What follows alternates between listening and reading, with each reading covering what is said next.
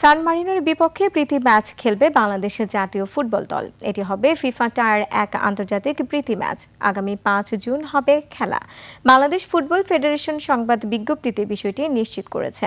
ম্যাচের ভেন্যু এবং সময় এখনও চূড়ান্ত না হলেও শিগগিরই বিস্তারিত সময়সূচি ঘোষণা করা হবে বলে জানিয়েছে বাফুফে। বাংলাদেশ অনেক দেশের সঙ্গে খেললেও ইউরোপীয় কোনো জাতীয় দলের বিপক্ষে এটিই হবে প্রথম অফিসিয়াল ম্যাচ। এই প্রথম বাংলাদেশের ফুটবলাররা ইউরোপের মাটিতে কোনো আন্তর্জাতিক ম্যাচ খেলতে নামবেন। বাফুফে জানিয়েছে, বাংলাদেশ সান মারিনো ম্যাচটি শুধু মাঠের লড়াই নয়, বরং দুই দেশের মধ্যে বন্ধুত্বপূর্ণ সম্পর্ক ও ফুটবলীয় উন্নয়নের একটি বড় সুযোগ। এই সফরের মাধ্যমে বাংলাদেশের ফুটবলাররা মূল্যবান অভিজ্ঞতা অর্জন করবে।